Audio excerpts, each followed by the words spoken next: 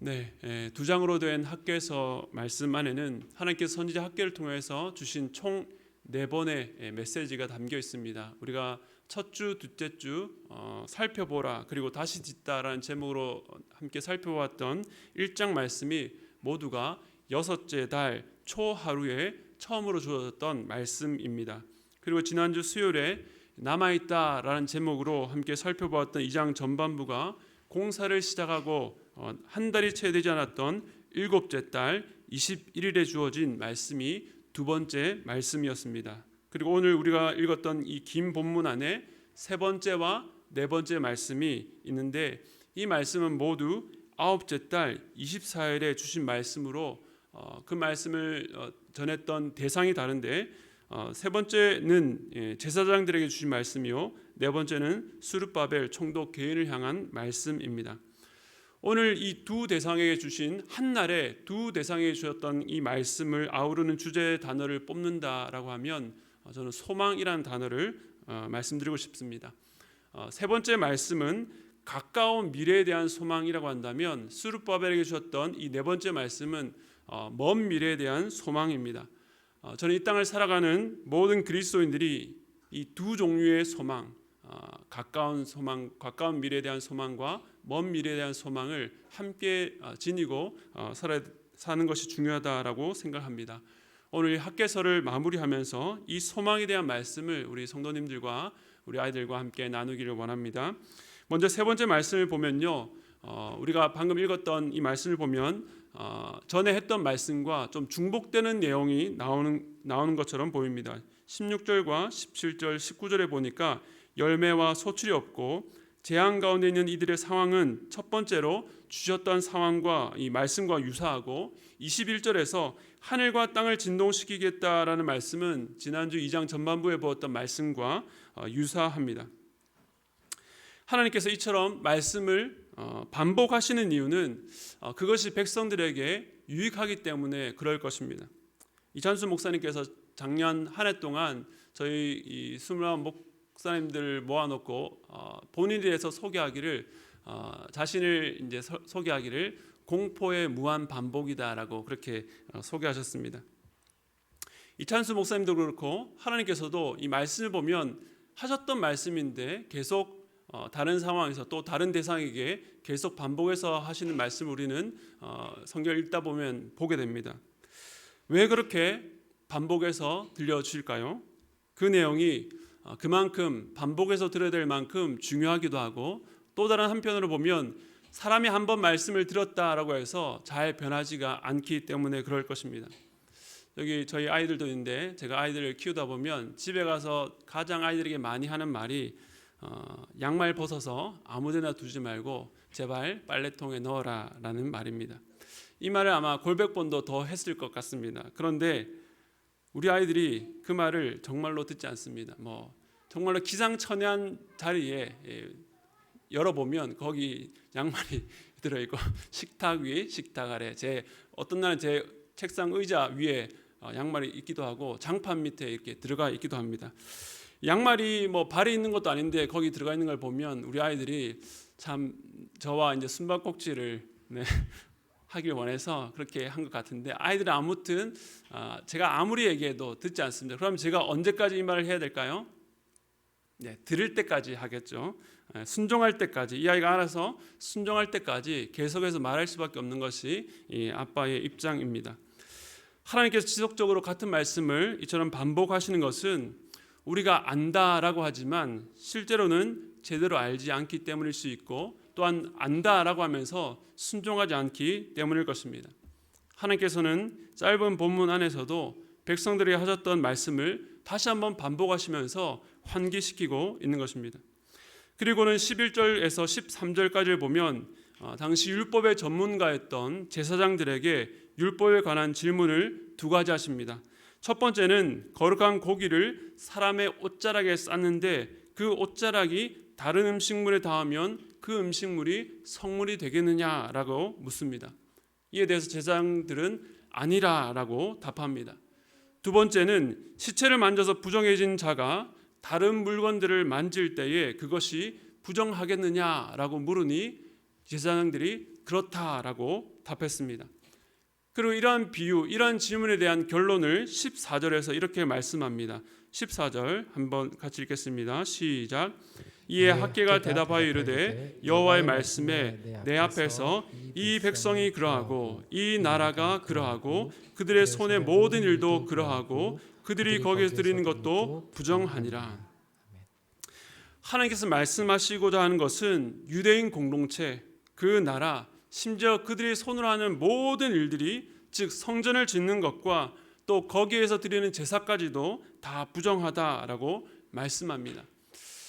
이 시점에서 하셨던 말씀치고는 참 당혹스러운 말씀입니다. 왜냐하면 유대인들은 이제 새로운 마음으로 성전을 짓고자 합니다.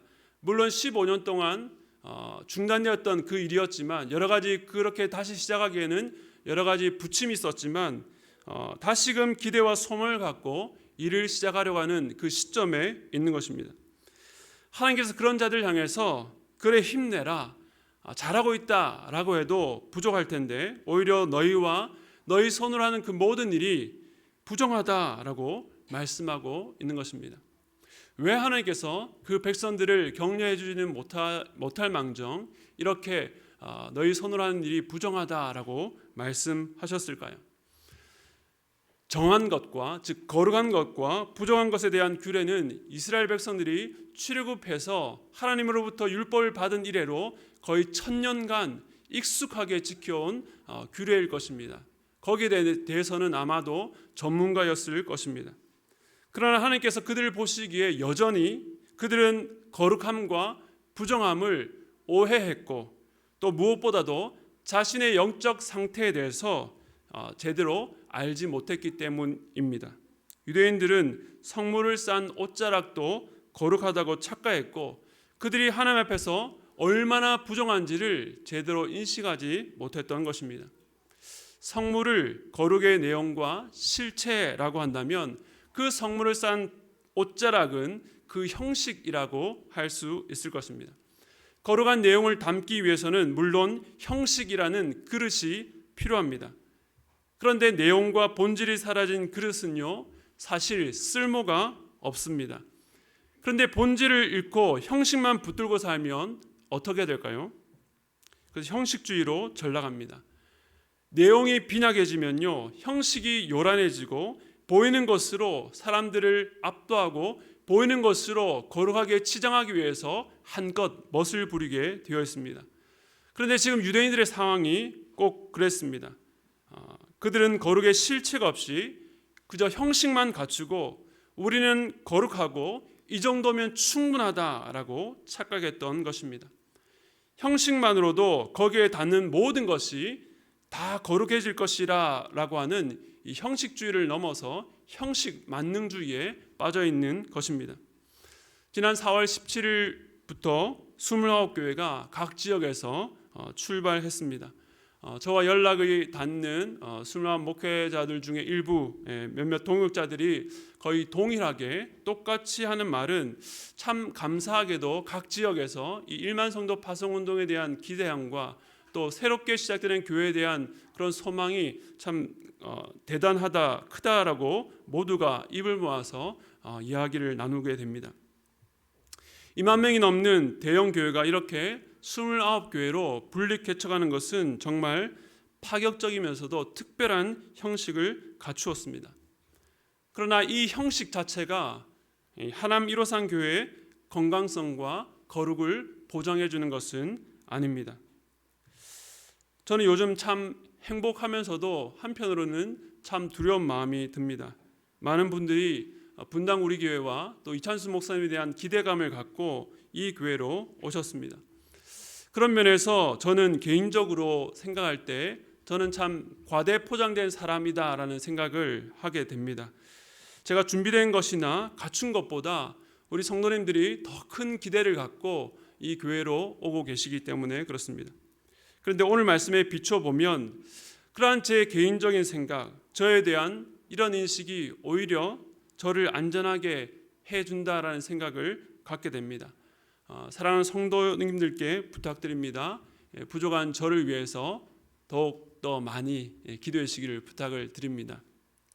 다시 말씀으로 들어와서 오늘 유대인들의 문제가 무엇입니까?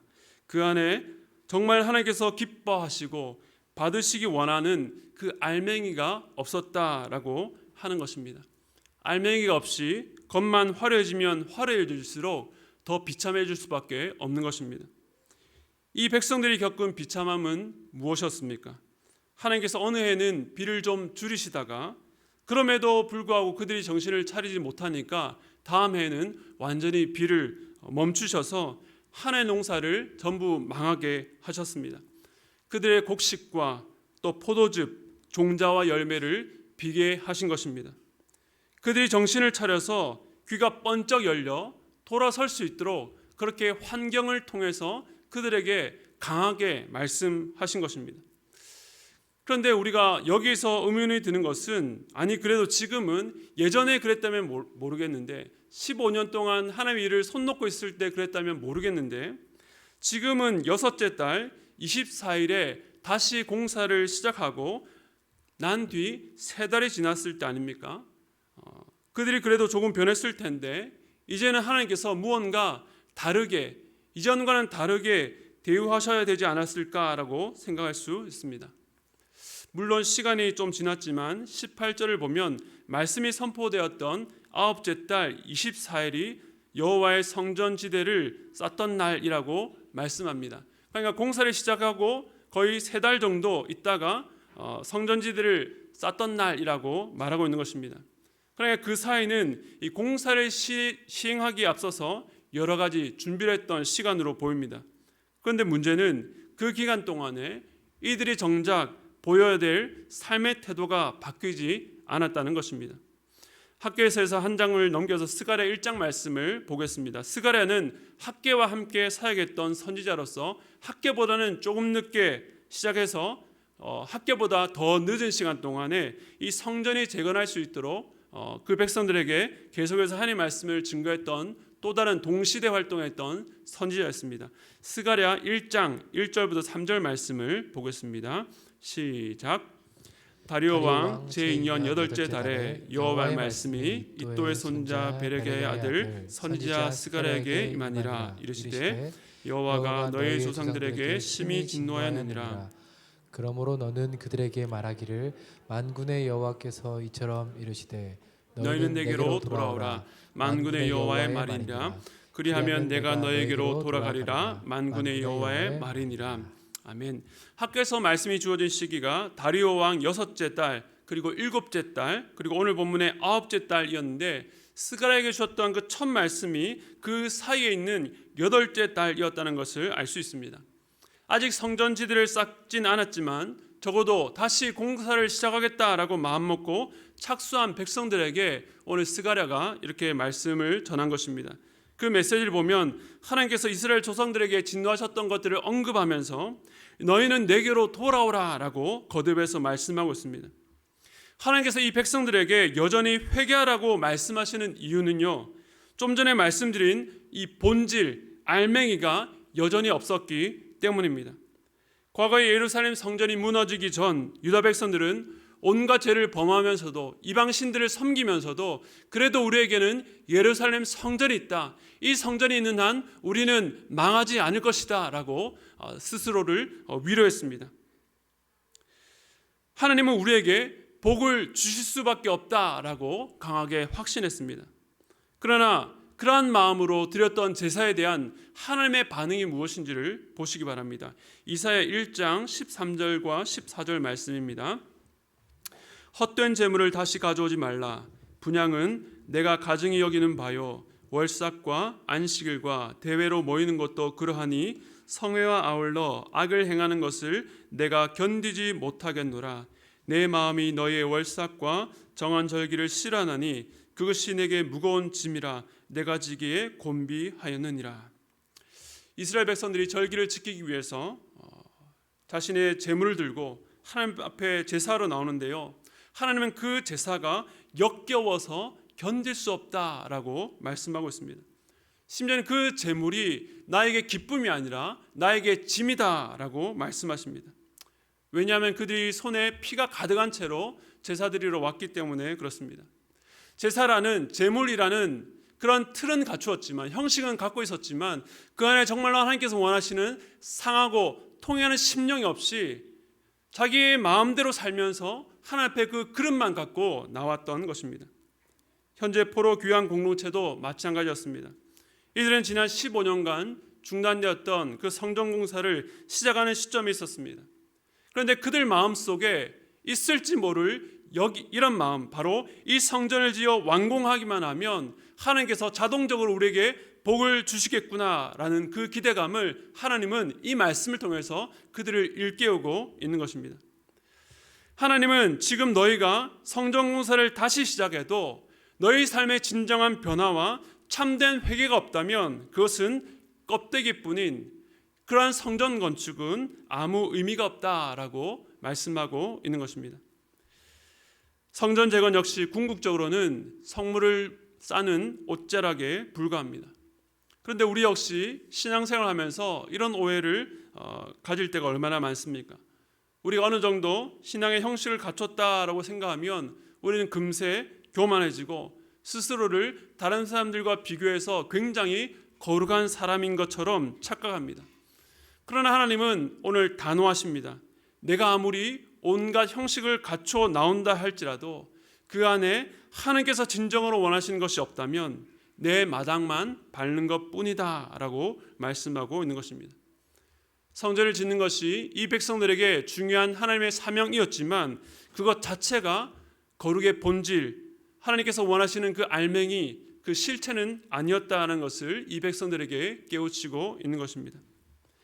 이처럼 하나님께서는 이 백성들에게 성전을 다시 제대로 세우기에 앞서서 그들이 놓치지 말아야 될 것을 다시 한번 말씀하십니다. 그리고 늘 그랬던 것처럼 그런 말씀 이후에 하나님의 약속을 주시는데 오늘 보면 15절과 18절 말씀입니다. 차례대로 한번 읽겠습니다. 시작.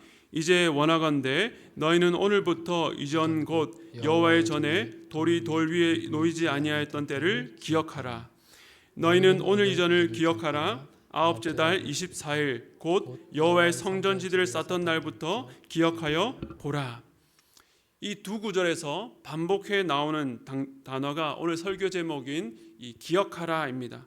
무엇을 기억하라는 것입니까? 이 말씀이 주어진 오늘 이전을 기억하라라고 말씀합니다.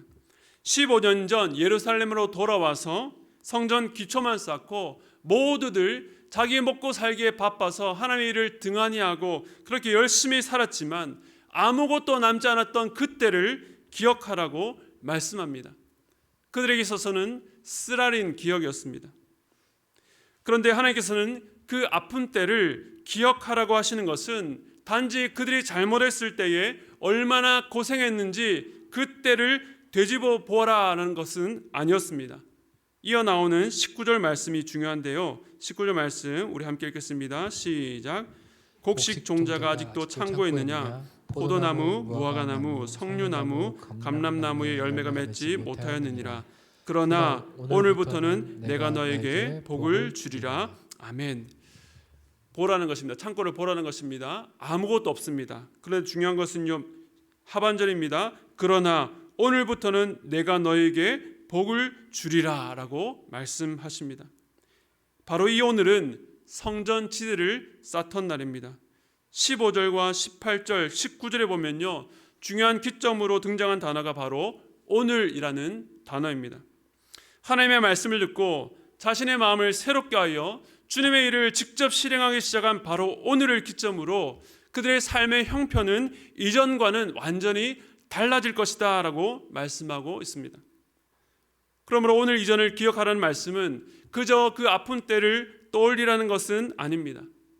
과거에 그렇게 고난 가득한 삶을 살게 된 원인이 무엇인지를 기억할 뿐만 아니라 그와 비교해서 오늘이라는 시간에 완전히 바뀐 이 축복의 시대가 얼마나 복된 것인지를 비교해 보라는 말씀입니다. 오늘 이 말씀이 주어진 때가 아홉째 달이라고 했습니다.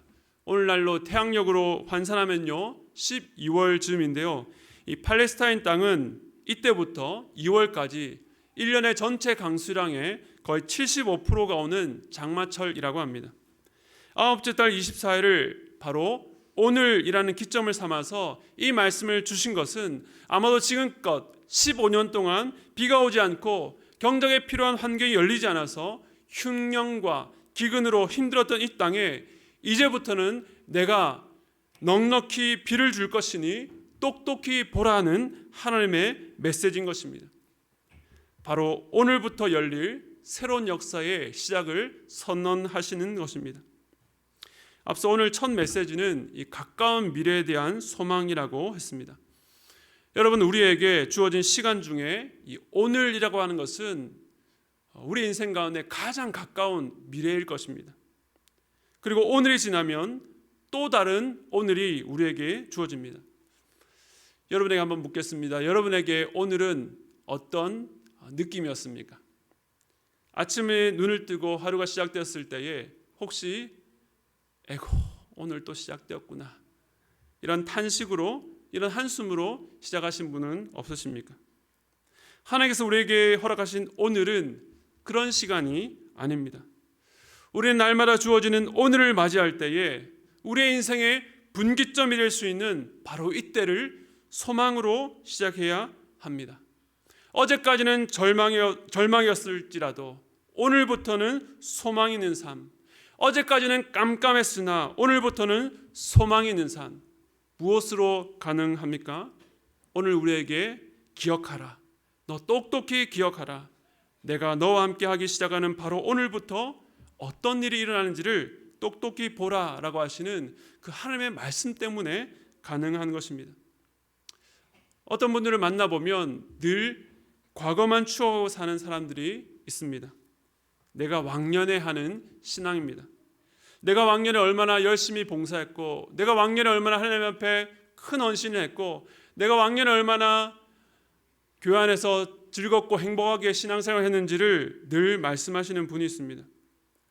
우리 집이 왕년에 얼마나 잘 사는지를 추억하는 분들도 있습니다. 그러나 그 왕년이 아무리 화려하고 멋졌다 할지라도 오늘이 없는 왕년은 쓸쓸한 추억에 불과합니다. 반대로 예전에 내가 아무리 고통스럽고 힘들었다 할지라도 우리의 삶에, 우리 껍데기와 같은 우리의 삶에 실체 대신 주님을 모신 바로 그 오늘이 있다면, 그 오늘을 기준으로 과거를 기억하고 반성할 수 있다면 그 오늘부터 복된 삶이 시작될 수가 있는 것입니다. 하나님께서 오늘 여러분들에게 약속하십니다. 너 과거에, 아니 어제, 아니 오늘 이전에 나를 떠나서 힘들었지. 그러나 오늘부터는 내가 너에게 복을 주리라. 너 과거의 신앙의 형식만 갖추고 살면서 공허했지. 그러나 오늘부터는 내가 너에게 복을 주리라 말씀하십니다.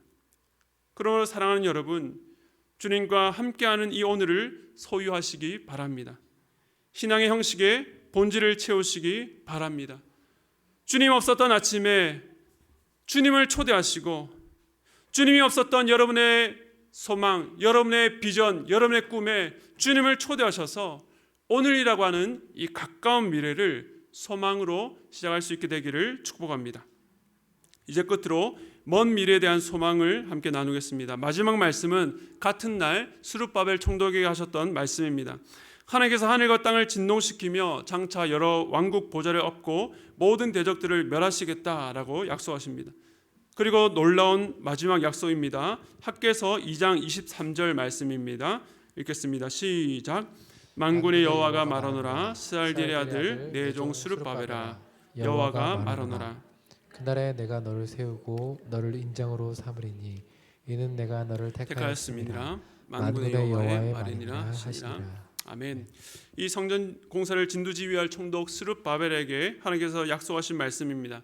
내가 너를 세우고 너를 인장 삼고 너를 택했다라고 말씀하시는데, 이 인장이라고 하는 것은 당시 왕의 손에 끼었던 이 반지 겸 도장으로 왕의 권세를 상징합니다.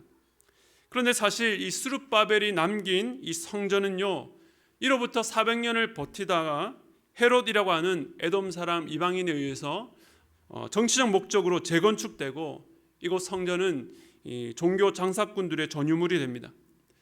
그에게 하셨던 이 하나님의 약속이 마치 성취되지 못하는 것 같습니다. 과연 이 약속은 역사 속에서 어떻게 성취되었을까요? 사실 이 학개서 이후에는 스룹바벨의 다른 활동에 대해서 침묵하고 있습니다. 그리고 400년이 지나서 한 족보에 그의 이름이 이렇게 기록되어 있습니다. 마태복음 1장 12절 그리고 16절인데요. 제가 읽겠습니다. 바벨론으로 사로잡혀간 후에 여고냐는 스알디엘을 낳고 스알디엘은 스룹바벨을 낳고 16절입니다. 야곱은 마리아의 남편 요셉을 낳았으니 마리아에게서 그리스도라 칭하는 예수가 나시니라. 아멘. 하나님께서는 스룹바벨을 통해서 예수님을 이 땅 가운데 보내셨고 예수님이야말로 이 땅 가운데 완성된 성전, 참 성전이 되셨습니다. 어떤 분들은 이걸 보고 아니 그렇게 시간이 지나서 참 성전을 주실 거면 왜 스룹바벨 시대에 또 그렇게 사라질 성전을 왜 지으라고 하셨는가라고 물을 수도 있습니다. 그런데 그 질문은 예수님이 바로 오시지 왜 모세, 다윗, 다니엘이 필요합니까? 라는 질문과 같은 질문입니다. 비록 스룹바벨 때 지은 성전은 진짜 성전은 아니었지만 이 나라를 잃고 다시 70년 만에 극적으로 돌아온 유대인들이 그들의 시대에 이 잠정적인 성전을 지어서 이를 통해서 먼 미래에 장차 완성될 성전을 소망해야 했던 것입니다. 그렇다면 지금 우리가 이 시대에 품어야 될 먼 미래 소망은 무엇일까요? 에베소서 2장 20절에서 22절 말씀입니다. 함께 읽겠습니다. 너희는 사도들과 선지자의 터 위에 세우심을 입은 자라. 그리스도 예수께서 친히 모퉁이 돌이 되셨느니라.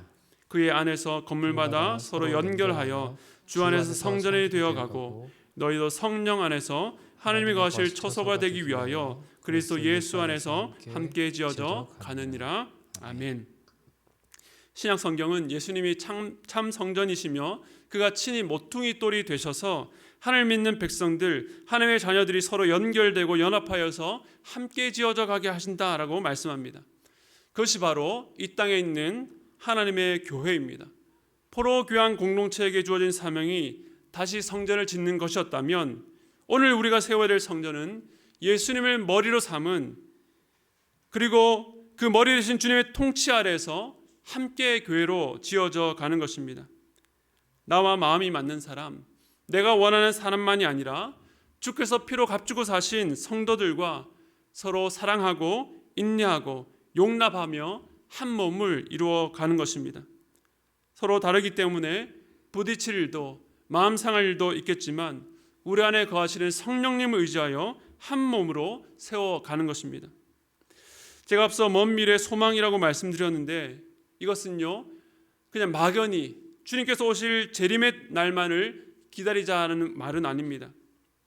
방금 제가 말씀드렸던 것처럼 이 시대에 우리에게 주어진 사명, 우리가 매주 교회로 모일 때마다 교회 안에서 완성을 향해 나아가는 이 소망을 확인하게 되는 것입니다.